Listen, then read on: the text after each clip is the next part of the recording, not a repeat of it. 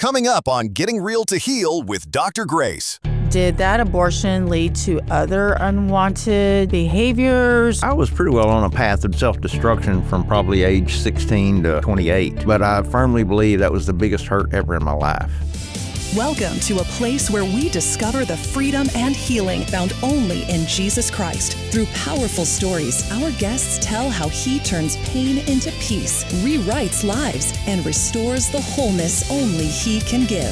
This is Getting Real to Heal with Dr. Grace. Welcome. Thank you for joining me today for Getting Real to Heal with Dr. Grace. Today's topic is called Healing from Abortion, a Man's Perspective. So many of us think that abortion is just a woman's issue, but it is not. It's just as much a man's issue because the man who is left behind is the father of the aborted child.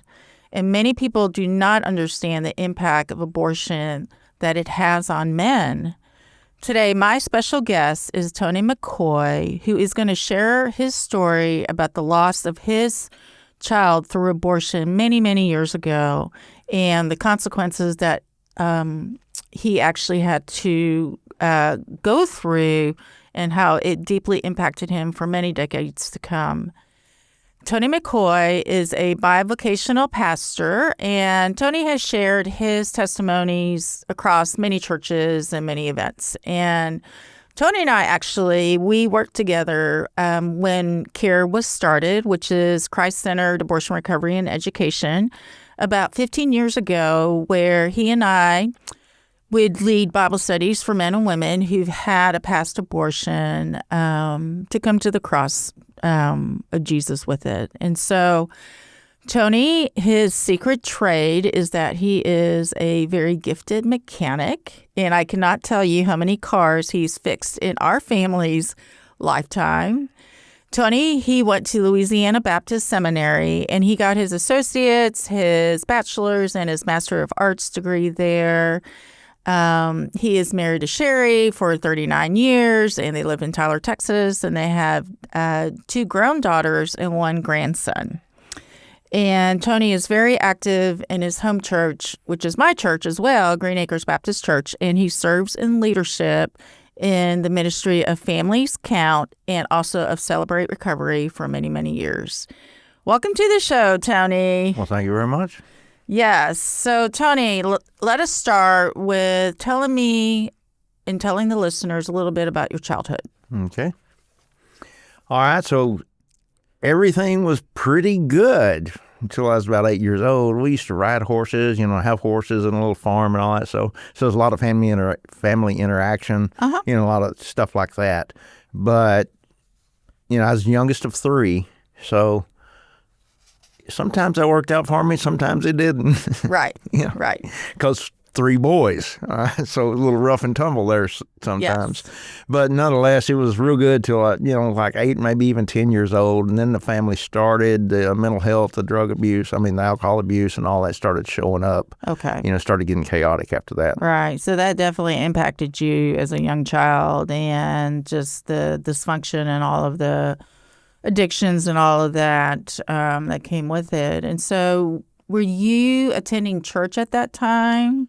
When I was like under 8, and so I went with my grandparents to church. We went down there nearly every weekend. Okay. And so we went to them at church too, which later in life turns out really critical in my recovery and my coming back to church. But right. And then, once the chaos started, we would be in and out of church, trying to work things out. Correct. But most of my real church background was as a little kid. Right. So you definitely were exposed to the gospel as a young child. Mm-hmm. And so, but I'm sure it was hard to wrap your mind around with what was being preached and what your home life was like and how it didn't make sense. It didn't. It didn't at all. No. And so tell us about the time when you and your girlfriend back then ended up with an unwanted pregnancy. Tell us about that time. How old were you and what were you doing at that time? Yeah, I was actually a senior, finishing up my senior year in high school. And she was a couple of years older than I was. But finishing that year up, and yeah, it just completely. I don't know why it surprised me, the way I was acting, the things I was doing, but it was just like completely devastating. Just Right. it was kind of like, wow, here we are. Right. So she obviously shared that she was pregnant with you, and you were in total shock. And so did the decision to have the abortion, was that something mutual, or was it just one-sided? It was a mutual decision. And of course, it was 1979, right? So, to me back then, they were really pushing abortion. Yes. That's when it was the clump of cells theory. Yes. And so, yeah, we bought into that lie. Right. Of course, we wanted to buy into that lie. Right. Because, we needed some justification. Right. Right. And so, y'all, did you take her to the abortion clinic? I did. Okay. And how far along was she? Do you remember first trimester? I do not remember. It was definitely the first because Okay. we went pretty quick. Okay. So I'm sure during that time when you were at the abortion clinic, you probably haven't thought about it for many, many years to come. But did you? I've tried not to. You've tried not to remember it, right? But as we're going to talk about during our time together today, is that you can only bury that abortion experience only to some degree, where it will re-arise itself up again in your conscious. Absolutely. And so after that day, when y'all did choose to end the life of your unborn child, did your relationship with the girl continue? For a short time. Okay. Of course, that was the beginning of the end. Right. And one of the reasons was, oddly enough, I was judging her for the abortion, Wow. even though I was so much in it. Right. And I think more guys do that than they'd like to admit, because also I didn't know it at the time, but, years later, when I learned a lot about judgment, a lot about recovery, is when I realized, wow, I actually judged her for that. And I believe that played a part in us breaking up. Breaking up. Right. Right. So most relationships don't survive an abortion. So it's rare to find a relationship that actually survives an abortion. And so because there's so much, anger, judgment, all of that, and you develop this hatred, I believe, really inside toward that other person. I agree with that. Even though you were part of deciding to have that. And so after that abortion, what did your life look like after, y'all broke up and you graduated from high school, and you had mentioned that you were making poor choices. Obviously, you were sexually active. And so did that abortion lead to other unwanted behaviors or, bad decisions that you began to make? Or tell us a little bit about that. Yeah, so I was pretty well on a path of self-destruction from probably age 16 to 28. And I believe, so at the time, I thought I was just being me, I guess is the way to put it. Mm-hmm. But years later, I'm sure we'll get to that. Looking back on it, I realized how big of an impact that did. Matter of fact, looking back now, I did a lot of stuff. A lot of stuff happened to me that hurt me very bad. Some was self-inflicted hurt. Some was, from others. Mm-hmm. But I firmly believe that was the biggest hurt ever in my life. Right. So I believe it impacted me more than I can imagine. Right. But you didn't realize it on a conscious level during those 10 years of... No, partly because I buried it. I buried it deep. Yeah. Right after the abortion, I was struggling with some shame and some guilt. And matter of fact, I was really appalled that some of her friends knew about it. Nobody needs to know about this. Right. And so, I was really, a lot of self-judgment, shame, and all that going on then. Right. But, man, I started trying to bury it pretty bad. Right. And I got it buried. Well, I know a lot of men, as well as women, who've had past abortions, they develop an addiction to drugs and alcohol, promiscuity. I know for me, my testimony, when I had my abortion at the age of 18, the drugs and the alcohol, the partying, the sleeping around, all of that just magnified. And I had no earthly idea, Tony, that was related to my past abortion. And so men I know also struggle with the same thing, but you have no clue because you've buried it so far deep. The interesting thing is so I was anti-drug, anti-smoking, I was drinking some, but I was, had seen drug abuse in my family and didn't want anything to do with it. Mm-hmm. And so the crazy thing I was campaigning anti-drug. And by the time all that was over, I was completely in the drug scene. Wow. Completely, changed. I brushed that, 180. Yeah. Completely. Right. Well, we know now it's because you were numbing yourself out from that event, and people can do that for a lifetime, actually, and you can pretty much destroy your life. And so when did you begin realizing, okay, I'm getting into drugs, alcohol, your life is spiraling out of control? I know sometime during then you met your wife, Sherry. And so when did you and Sherry get married? How old were you? Yeah, that's better. No, I think it was 1986. 1986. Yeah, I was like 25, 26 years old. Okay. 25. Okay. And I love Sherry. She's one of my dear friends, and she's one of those that she's lived a hard life as well, and she knows from experience, but she knows the power of Jesus and what he can do. And so, but I know that in those early years, your marriage was difficult. Yeah, I was a womanizer. I looking back now, realizing of course I put on the charm to try to attract Sherry, and I was a fun guy and I was all these other things. But as the relationship deepened, especially the closer she would try to get, the harder I would try to push her away. I like to keep people at arm's length at least. Right. And so, I consider myself a monster back then. Very chauvinistic, very, wow. I wasn't a good guy at all. Yeah. So you really had no insight as to how to be a good husband to I had Sherry. absolutely none. I had never seen one. Mm-hmm. Never seen one at all in my life. My family was completely, we didn't touch, we didn't hug, we didn't say I love you, all that, no affection whatsoever. Right. And matter of fact, I don't think I ever saw my dad kiss my mom. Yeah. So, there was absolutely right. No, I never saw it. Never modeled, and so you really didn't have any idea. But then you also had made a lot of choices in your life as well that was, making a mess of who you were supposed to be as a husband to Sherry. So what kind of broke the camel's back? What stopped or decreased the drinking and the drug use and all of that? So do you want to kind of share how that all happened? Okay.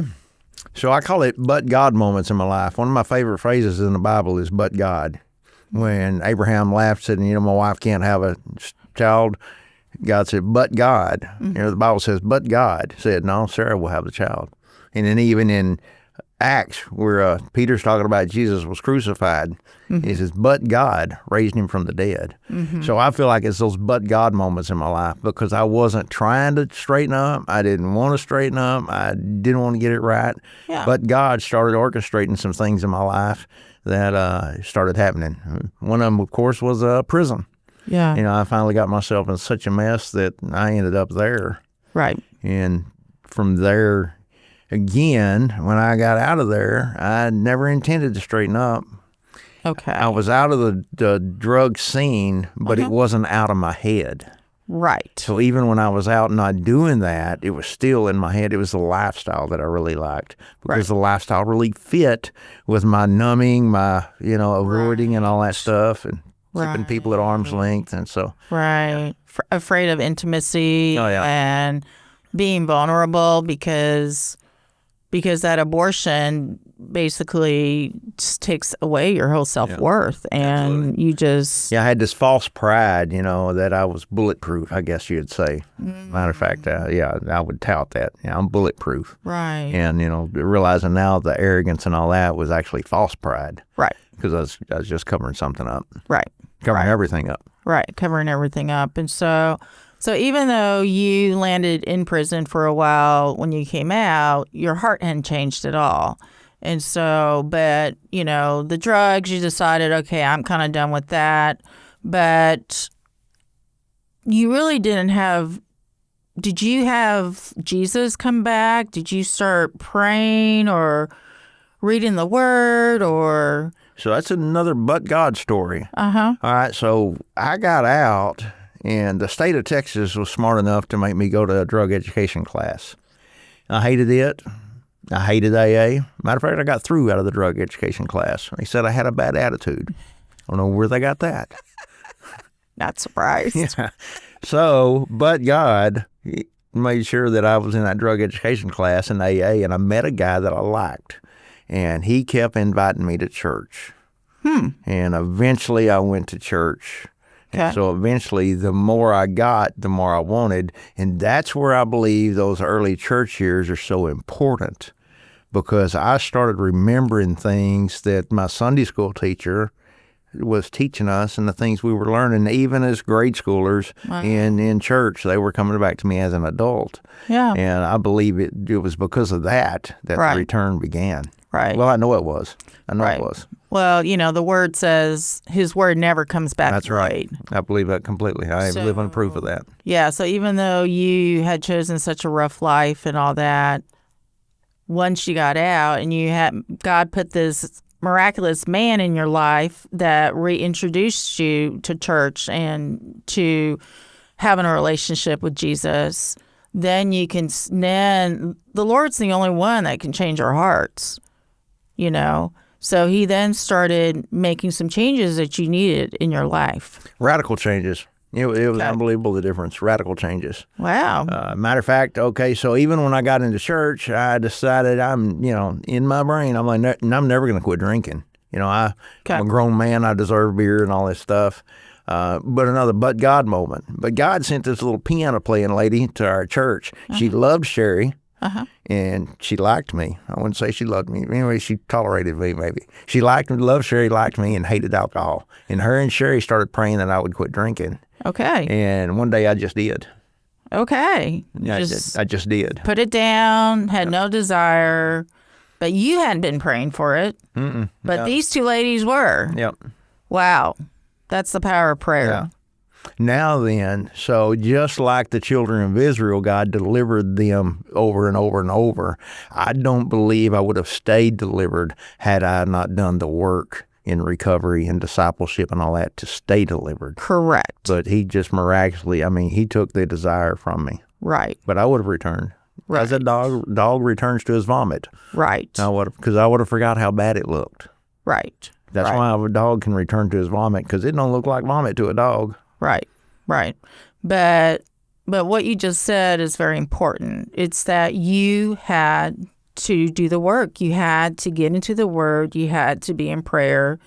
You had to have God reveal to you the things that you'd been holding on to, covering up a lot of the hurt and the pain that you had experienced as a young child, as a young adult. And so I know at that time, at some point, you and Sherry did start Celebrate Recovery at Green Acres, which is an absolutely wonderful program.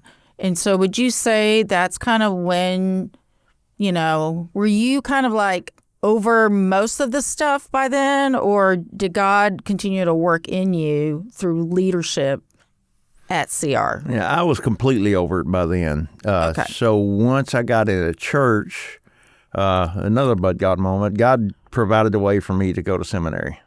And so, because, there was absolutely no mentoring in my life growing up. I had that little church experience, but I had no Bible study, no mentoring, no praying, no nothing. And so when I got into seminary, it was my discipleship program. because, I was immersed in it. I was still working. I was doing seminary on the weekends and, tons and tons of homework. So I'd fall asleep every night at my desk doing homework. And anyway, so that was my discipleship program, I guess, was seminary. Yeah, right. Because, it was just, flooding me with information. Wow. And the so fact then after that, I was really active in church. And from there, I started helping people in recovery. Right. So by then, you pretty much had walked through all those steps that God is saying, hey, Tony, now you're ready for leadership. To help lead. The interesting thing is, so Sherry and Miss Bobby Birch went to California to check out this thing called Celebrate Recovery. Well, I had been a pastor and an interim pastor in all these different roles, youth pastor at that time, and I was actually helping recovery groups in East Texas get started. And when they brought back that information back to me, and I saw that it was straight out of the Beatitudes, and it put AA back in the Bible, which is where it came from to begin with. Right. And, it just clicked with me like, this is the information the church has been missing for recovery. Right. Because too often churches preach and teach deliverance, which deliverance, again, is fantastic. Israel got delivered hundreds of times. Right. And they went back. Right. But deliverance alone isn't enough. It's not enough. Yeah. Right. So when I saw that recovery program, and that was what was always off balance in churches and recovery programs I was helping with. They seemed to lean too far that way or too far the grace way. Or Right. You need the right balance. It was grace without truth. Right. Or either all truth and no grace. Right. I know at Green Acres, I was involved in Celebrate Recovery for 2 years before the abortion recovery ministry started. So that would have been like in the early 2000s, I think, when it was introduced. And so, but Tony, even going through a lot of hard work that God was chiseling, within you, I don't think that abortion was something you had actually dealt with. Was that something you had freedom from, that you could talk about the abortion or admit that you had the abortion? When did that time start for you? A long time after Celebrate Recovery. So I had buried that so deep. Matter of fact, I was probably one of those young preachers who would, judge and condemn women for having abortions and never admitting it myself. So it was actually, in Celebrate Recovery, we go through the steps, one step at a time, and do what we call a step study book. And so it was actually in my fourth step study. I went through the step study first for me and then second for me. And then I started leading step studies, other men through it. Yeah. And so it was in my fourth step study that I was making my amends list. Who have I done wrong? Who do I owe an amends to? And it occurred to me, this poor girl, because when we broke up, it was ugly. I treated her like garbage. It was horrendous. Yeah. And so her name ended up on my amends list that I owed her an amends. Right. And when I wrote her name down and started writing out what I'd done to her, God showed me the abortions. Right. Then there was no denying anymore. Right. There I was in the middle of looking at my life and looking at that stuff. And this was probably in 2010. The abortion was in 79. Right. That's how long I'd buried it and how deep I'd buried it. Of course, it was affecting my life, but I wouldn't admit it and wouldn't put my finger on, that's because of the abortion. Right. So it was a long time afterwards. I think most men and women don't see how that abortion has impacted who they are today. I had no idea. No idea. Matter of fact, with the first Bible study I went through with CARE is when I started realizing just how deep and all the things that affected me. Right. That affected. Right. You definitely saw the fingers of how that abortion impacted you. Because, I try to live my life, and what I started with going to church and some of the things that I love biblical principles. So I believe if it's in the Bible, once it's truth, twice it's truth, third time it becomes a biblical principle. Hang on to that. There's a reason it keeps repeating itself. So way back in my little Sunday school class, I remember the teacher talking about when Jesus told Peter, if you live by the sword, you'll die by the sword.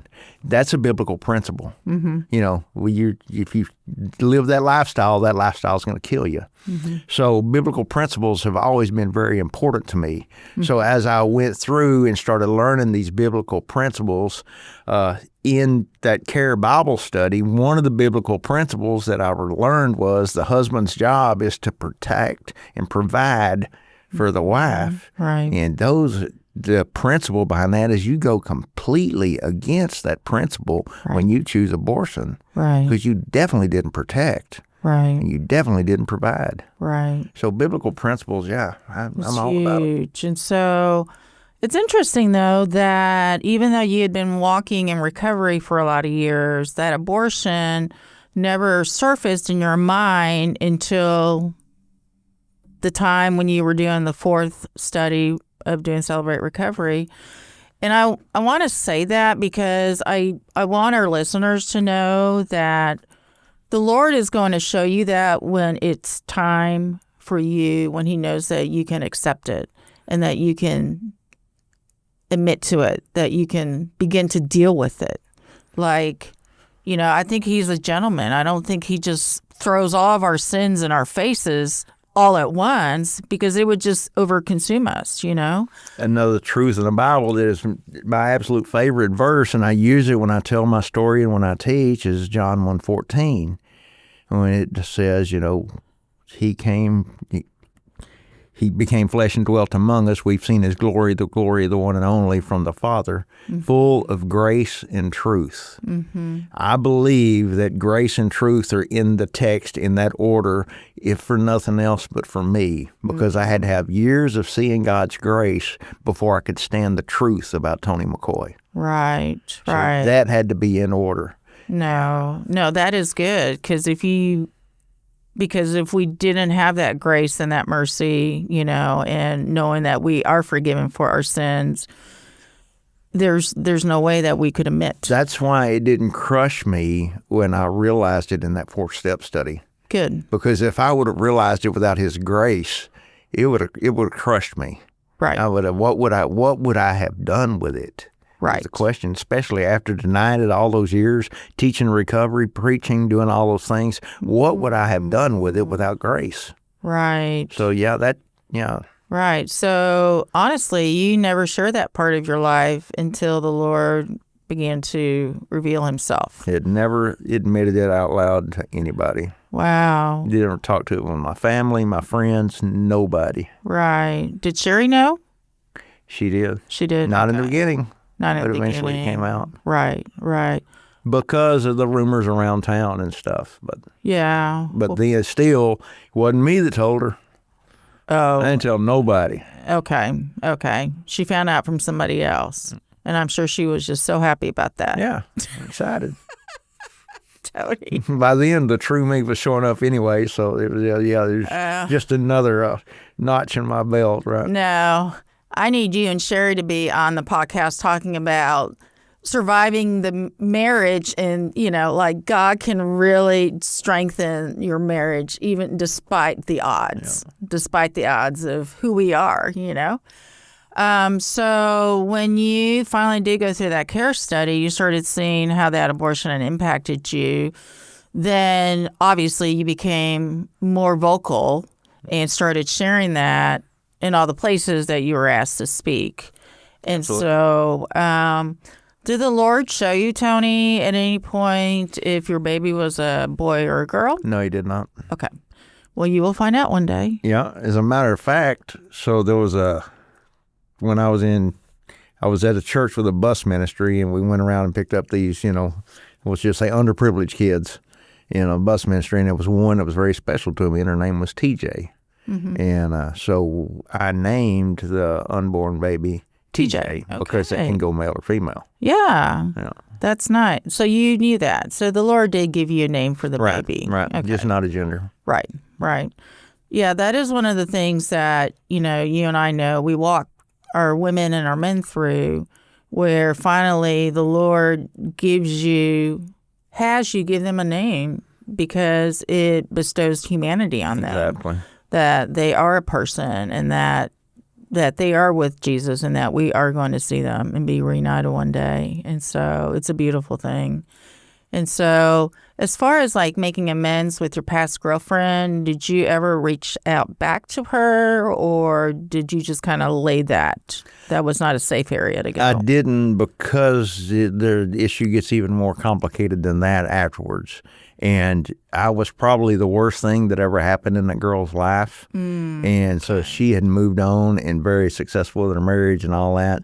So, step 8 says you make amends except when to do so would harm them or others. Right. And I felt like it would be more harmful than others. However, you always have to be ready for that situation. So I've sat down and I wrote a letter out, or a note out. It wasn't just not very long enough to be a letter, but note out saying, taking responsibility and just apologizing to her, so that if it ever comes up, if she ever shows up or the opportunity ever comes up, I won't be stumbling for the words. I'll know already. Right. No, I think that's good. That's good. But yeah, I think sometimes you can't apologize. You shouldn't apologize. But I know that you did pray for her own healing and her own forgiveness. Absolutely. Because that impacted her just as well, And so, and even though we may look like we got it all together on the outside, we don't have it all together on the inside. No. You know what I mean? But so I know that you were active doing care for, a few years. And so now when you speak about the abortion, do you have people coming up to you to share possibly that they've had a past abortion? I know a mutual friend of ours who actually has shared with me that he's the father of an aborted baby as well. And, I've encouraged him to, find help, seek help, because you really do need to go to the cross with it. And, whether it's one-on-one or a Bible study, because you do have a baby that needs to be recognized. Yeah, it is part of my story. It's a big part of my story. Matter of fact, I've done my testimony 2 times in the last, it might have been back to back. Anyway, 2 different recovery groups did my testimony. And that is, I mentioned that it is the biggest hurt of my life. Now, also, it's in every testimony that I do since 2010. And I talk a lot about my testimony. So I used to have a care card in my billfold, so that every time I would tell that story, when somebody does come up to me afterwards, and they nearly always do, I was able to direct them to the people that I think could help them more than anybody. Right. Well, I'm going to go ahead and give you some more care cards. Good. Yeah, I ran out. Because I have a feeling God's going to use your story, Tony. There's just not a lot of men who are sharing publicly about how that past abortion has affected them. Even today, more women come up to me than men. Wow. Because the men were still in denial. And, it amazes me how I've heard this statistic about how many women in the church have had abortion. Yeah. But I've never heard how many men in the church. We leave the men out of statistics. We're even guilty of it. Right. Because I don't know a whole lot about everything, but I'm pretty sure if the woman had one, there had to be a man involved there somewhere. Yes, I know, for sure. So I think probably the reason is because men literally cannot have an abortion per se, but they are definitely the father of the aborted child. Yeah, and even with that language, I think we need to come closer to the truth and say, yes, men can have an abortion because they were part of it. They didn't physically have it, but I think when we start separating it from that, then we have a tendency to separate it all the way. I think that's very true. I really think a lot, early on when CARE got started, I just knew in my heart that the reason why our country is so crazy and there's so much lawlessness and, crime and drug abuse and alcohol, I honestly feel like it's connected to the number of abortions that we've, had in this country, and the abortion just leads to that deadening of your heart and your mind, and you bury it. And you try to, do anything possible to not try to remember it. And like you said, the false pride Yeah. and the judgment, because we don't want to deal with our own sin, you know? Yeah, that's where numbing comes into play, man. And, we know Right. nearly every numbing device we have turns into an addiction. It is. And now, with iPhones and, pornography, and it's just rampant. Yeah. It's just so hard. So, Tony, what would you say to a young man who is, in a relationship with a young woman and they do find themselves in an unplanned pregnancy, and they're in high school? What would you tell them, the Tony that you are now versus the Tony that you were in high school? Yeah, okay, so the phrase unwanted, in that particular instance, it would be the unwanted child. Okay, and to me, that's just the latest lie that they're pushing on us. It started out a clump of cells, Right. the tissue, Right. and then it goes from there to tissue, clump of cells. Then it goes to unplanned. I like that word, unplanned pregnancy. And and then went to woman's choice. It's a woman's choice what she does. Right. And now we're down to unwanted. It's sort of like Right. the lie keeps changing. That's how you can tell it's a lie, because it keeps changing. Right. So it's all the way to unwanted then, which would affect that young couple there. It would be an unwanted pregnancy. Right. But it's not an unwanted child. Right. And, God knows Correct. if nobody else does. Right. And so Right. my advice to them was don't believe any of the lies, Right. And the biggest one lately that they'd be believing is it's an unwanted child. Right. And, statistics talk about how everybody wants a newborn baby. They can't have a baby. It's not unwanted. I know. It's just unplanned, yes. Right, unplanned. No, that is so true, though. I'm glad that you brought up the lies, because the culture of abortion, the culture of death is all lies. Absolutely. All lies. So, I believe the lie that it was a clump of cells. I believe that it would never affect me emotionally. I believe that I would never have to think about it ever again. Oh, my God. Are you kidding me? Lies from the straight of hell. The abortionist will tell the girl if you leave it, hey, this is over. You don't have to worry about it anymore. Yeah, your life will go back to normal. Just started. And it's the furthest thing that it will be. So what would you also tell young men who are sexually active with their girlfriends outside of marriage? What would you tell them as far as any caution, Yeah, the number one caution I'd give them is, hey, dude, that's somebody's little girl. Okay. Your job is to honor women, and then that's definitely, you can't honor her. Right. Your sexual desires can't be more important than her honor. Right. And Right. and providing and protecting for her. If Right. you're in a relationship with a girl, your providing and protection is supposed to begin right then. Right. If you're on a date, you walk closest to the street on the sidewalk, just as a sign of protection. So Right. your providing protection starts right then, as soon as you Right. start a relationship with that girl. Right. And That's so that's good. what you need to keep in mind.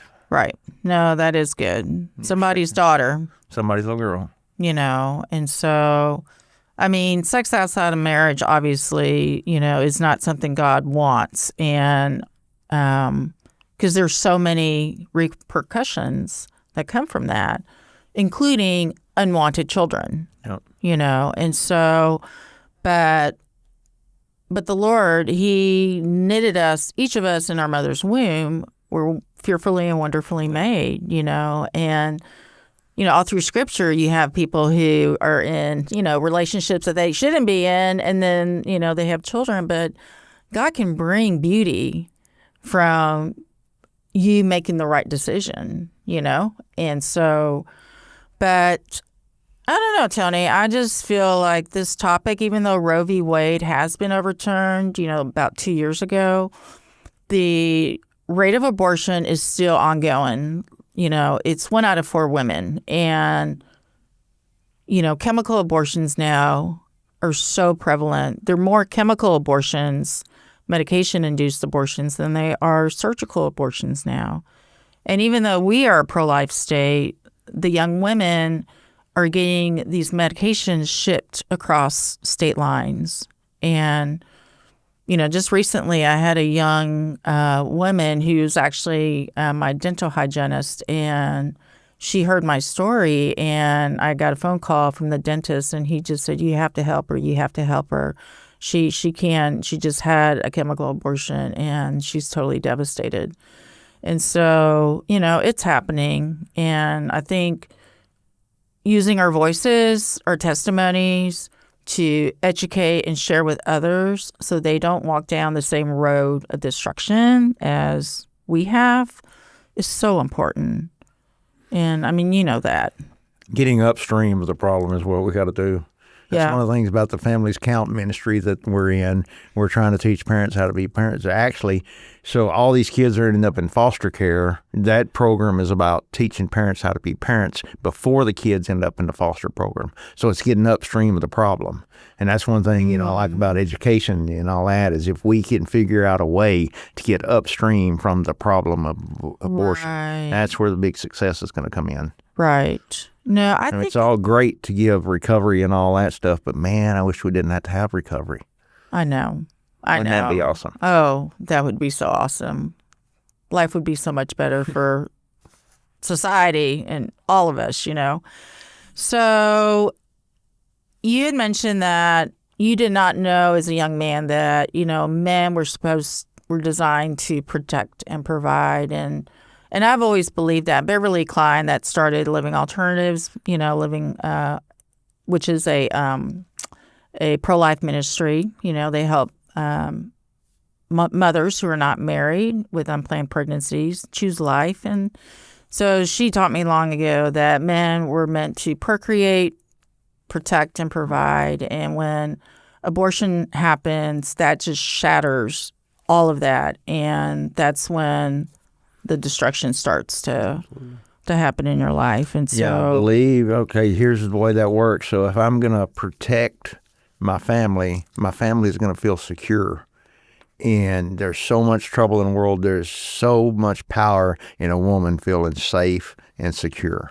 Right. So that's why that is such a biblical principle. And if I'm going to provide my family is going to be confident and self-assured and all those other things. So that's because it's biblical principle. Now, the biblical principle comes in when Jesus has given us the Beatitudes, when he said, blessed are the peacemakers. Not peacekeepers, peacemakers. Because if I will provide and protect my family as I'm supposed to, they will have security, they will have safety. In other words, they'll have peace. Right. So that's why I'm supposed to be a peacemaker. That's why I'm supposed to provide and protect. Right.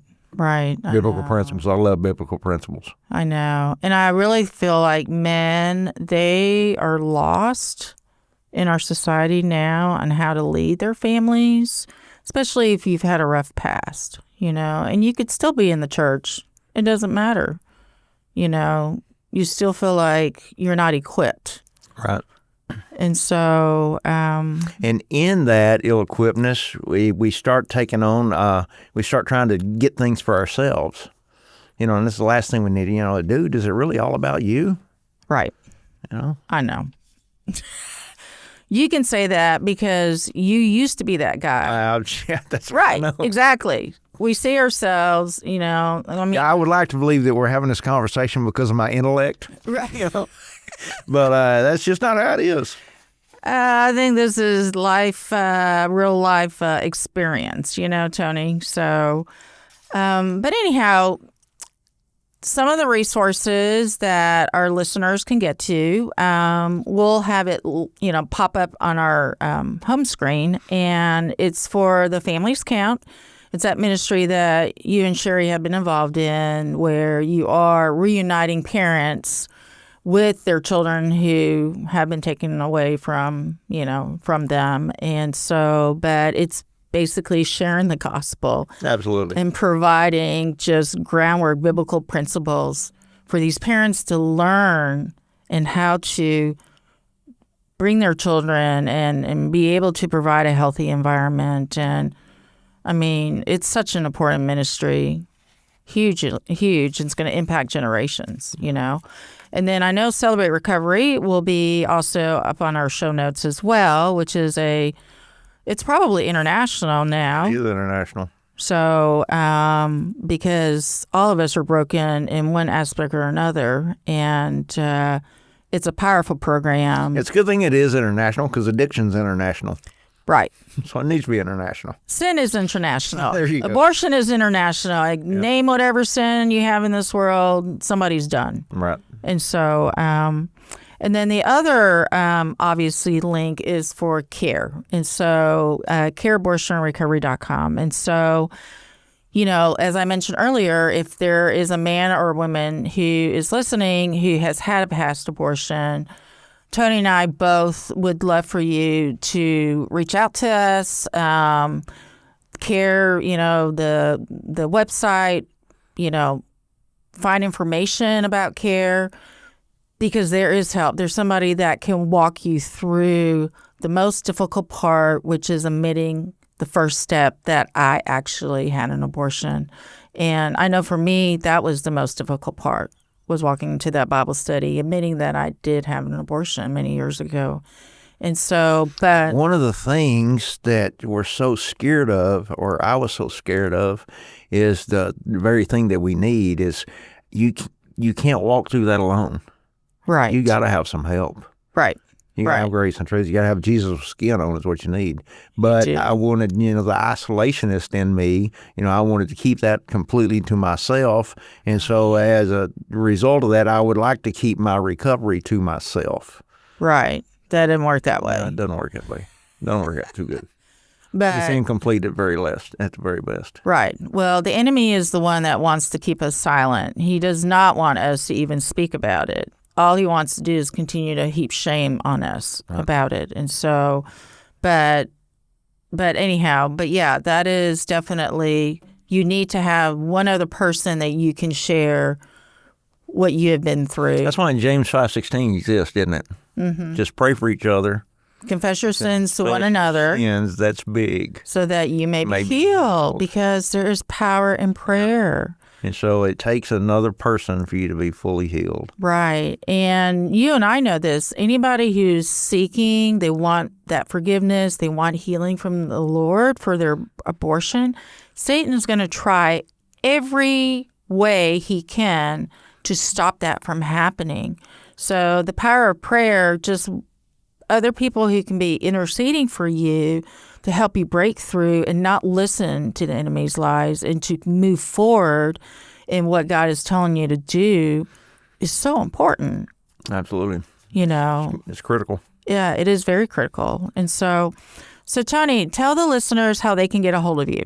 All right. That is a good question. Yeah. I think your email. Yeah. Tony McCoy 633. Yes, ma'am, it is. Yes, at gmail.com. Yeah. And then you're also on Instagram. And which I'm real bad about not looking at. So email is probably the best shot. Yes. I'd like to think that I'm morally away from social media, but I'm probably technically away from social media. Oh, I'm telling you, Tony, because we're both older. Yep. We didn't grow up on social media, but it's an important medium to I need my own IT department. Yeah. Well, Andy's not at home anymore, so you can't get her to help you. That's right. Just like my kiddos are not home, and I can't ask them, But anyhow, thank you so much for being on the show, Tony. Thanks for having me. I really appreciate you. And yes, if y'all have any questions, email it to Tony. If you want Tony to speak at your church or your men's group or whatever, please reach out to Tony. You can always reach me through Celebrate Recovery, too, Green Acres. Yes. It has its own website. Yes. And one other thing I was going to mention is that Deep in the Heart, we have been hosting a women's conference for the last 4 years in East Texas. And this next year in 2026, we are going to launch our first men's conference, where Tony is going to be one of our main stage speakers, sharing about his testimony. And we're going to have other powerful stories of people who have broken free from strongholds of alcohol, drug addiction. We're going to have a pastor talk about, intimacy in marriage, which a lot of married couples struggle with. And we're going to have breakout sessions for men on various topics. And so It is going to be on February 28th, 2026 at the Mailing Center, and it's in Tyler, Texas. So we will have tickets on sale on our website at deepintheheartministries.com. But anyhow, if you want to meet Tony in person, please come to the conference and you will see him there. So thank you so much for joining us today for Getting Real to Heal with Dr. Grace, and I will see you the next time. Bye now. This podcast is made possible in part by Express Employment Professionals, the leading staffing agency in East Texas, helping thousands of businesses find the right employees. If you're looking for a job, visit expresspros.com to learn more. If you enjoyed this podcast, visit deepintheheartministries.com/podcast, where you can find all previous episodes, subscribe to our channel, or leave a suggestion for future topics. You can also email Grace at drgraceenglish.com. Thanks for listening, and we'll see you next time.